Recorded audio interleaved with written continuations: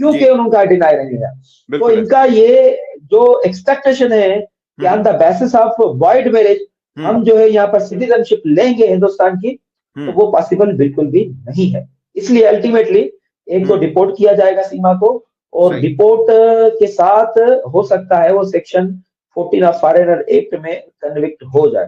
तो मैं ये कहना चाहता हूं एक मर्तबा फिर सीमा को जी कि आप कन्विक्शन से बचें, बिल्कुल। आप हिंदुस्तान की जेलों में जलीलो ख्वार होने से बचें। बच्चे आपके साथ परेशान हो जाएंगे, बच्चों का कोई कसूर नहीं है। सबसे पहले आप बच्चों को सरेंडर करें पाकिस्तान के हाई कमीशन को, और आप रिकंसिलिएशन की तरफ जाएं, और हम जो है पाकिस्तान में आपको प्रोटेक्शन देंगे। ये जो आपका भाई है, ये आपका भाई नहीं है। अगर आपका भाई होता तो आपको ये अच्छी कानूनी लीगल सलाह देता, लीगल मशवरा देता, कानून की अकॉर्डिंग मशवरा देता। ये आपको मशवरा नहीं देता है। ये अपनी सो कॉल्ड वकालत चमकाने के लिए, सो कॉल्ड नाम बनाने के लिए, ये आपका केस लेते हुए मीडिया की सुर्खियों में रहना चाहता है। इसका और कोई काम नहीं है। ये सो कॉल्ड जो वकालत होती है उसको चमकाना चाहता है। देखिए, दो तरह की वकालत होती है, एक पॉजिटिव साइड होती है, एक नेगेटिव साइड होती है। जी बिल्कुल। अब पॉजिटिव साइड इस बंदे की है ही नहीं।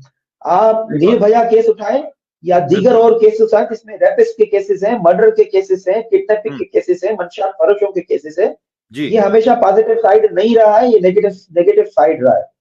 तो ये अपनी negative side being a lawyer मशहूर करना चाहता है सीमा हैदर के थ्रू।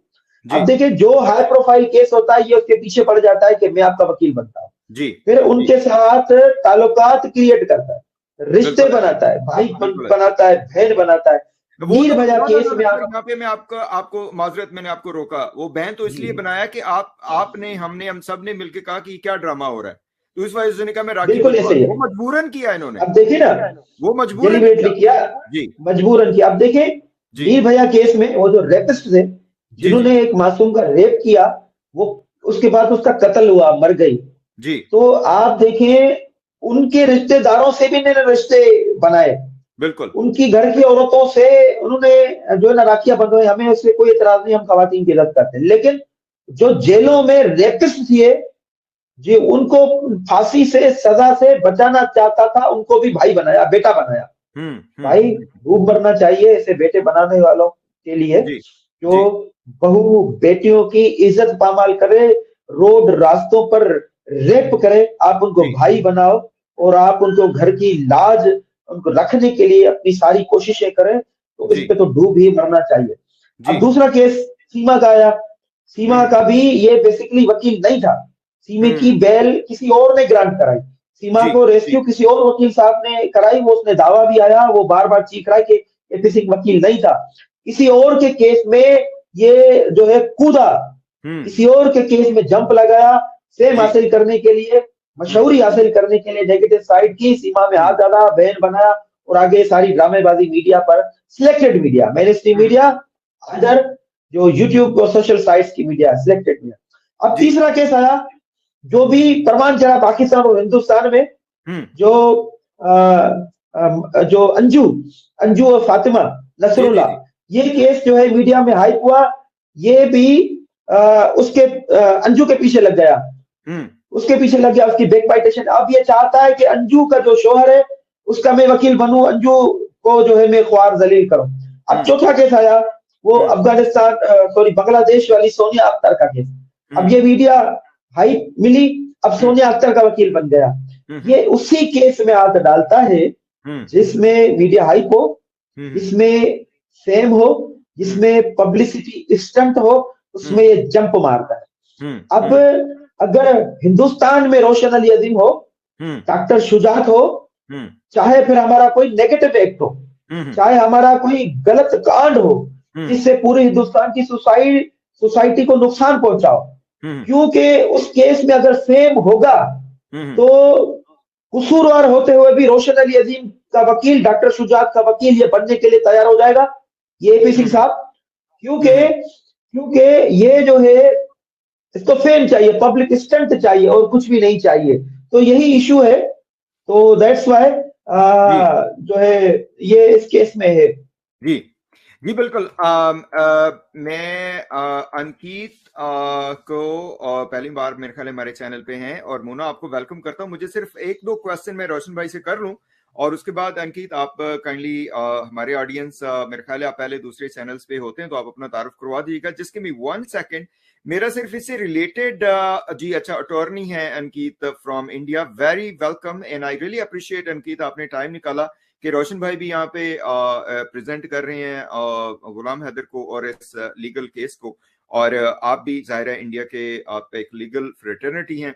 हमारा यहाँ पे जो मकसद है ये सब आपको ये गुलदस्ता सजाने का, वो ये है कि हम जो ह्यूमैनिटी की बेस पे जो सोल्यूशन निकल सकते हैं हम उनके हवाले से बात करें। एपी सिंह जी के लिए भी देखिए, हमारा वो लीगल फ्रेटर्निटी है, उनका कोई वो नहीं है, लेकिन जिस तरह का अभी तक उनका जो वो आया है उस पे, अच्छा उनका राइट है, दैट्स ओके, लेकिन जिस तरीके से वो लेके चले हैं उस पे जाहिर है रोशन भाई का तो जाहिर है, क्योंकि ये तो हेड टू हेड है ना, तो वो करेंगे। हम भी मैं उनके उस हवाले से ये कहता हूं कि वो लीगल फ्रेटर्निटी के तौर पे वो ठीक है, वो कर रहे हैं जो भी करें, लेकिन डॉक्टर साहब मैं आपकी बात काटूंगा यहाँ पर। जी प्लीज प्लीज, मैं आपकी बात काटूंगा। देखिए, हम जी जो लीगल फ्रेटर्निटी होते हैं, हम इंटरनेशनल फैमिली हैं। चाहे हिंदुस्तान का वकील हो, चाहे अफगानिस्तान का हो, जर्मनी, फ्रांस, अमेरिका हो, दुनिया का कहीं भी बिल्कुल हो, बिल्कुल हम एक लीगल फ्रेटर्निटी हैं, हम एक फैमिली हैं।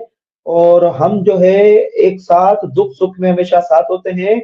बिल्कुल। और जितने भी हमारे लॉ के स्टूडेंट है, जितने भी हमारे वकीला हैं, हम सिर्फ अपनी फैमिली ही मानते हैं। लेकिन बिल्कुल। ये साहब जो है, इससे मैं शदीद नफरत करता हूँ, नफरत का इजहार सरेआम करता हूँ। क्योंकि इसने, मैं एक बिलव्ड, मैं एक पैट्रियोट हूँ, मेरे मुल्क से मैं मैं बिलव्ड, मैं मोहब्बत करता हूँ, पैट्रियोट हूँ। तो इसने, शख्स ने मेरे मुल्क के खिलाफ मुर्दाबाद के नारे लगाए, बिल्कुल मेरे है। बच्चों से लगवाए। क्योंकि हम जूरिस्प्रूडेंस जानते हैं, हम लॉ ऑफ मोरालिटी जानते हैं, लॉ ऑफ एथिक्स जानते हैं। हमने पता होता है कि किसी के मुल्क का जो कौमी तराना होता है उसकी रेस्पेक्ट करनी होती है, उसके झंडे की रेस्पेक्ट करनी होती है, उस मुल्क के नाम की रेस्पेक्ट करनी होती है, सॉवरेनिटी की रेस्पेक्ट करनी होती है।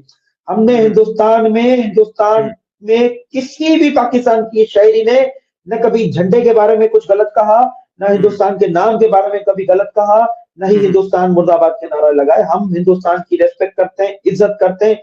लेकिन क्योंकि ये अपनी पर्सनल ग्रज, पर्सनल वेंडिटा निकालना चाहता था, दैट्स व्हाई इसने ये पाकिस्तान के खिलाफ नारे लगाए। तो मैं इसको वकील नहीं समझता हूँ। जब मैं इसको वकील नहीं समझता हूँ, क्योंकि इसने एबीसीडी जूरिस्प्रूडेंस की नहीं पढ़ी, लॉ ऑफ एथिक्स नहीं पढ़ा, लॉ ऑफ मोरालिटी नहीं पढ़ा। क्योंकि मैं खुद लॉ का प्रोफेसर हूँ, गुज़िश्ता 16 सालों से मैं लॉ पढ़ा रहा हूँ।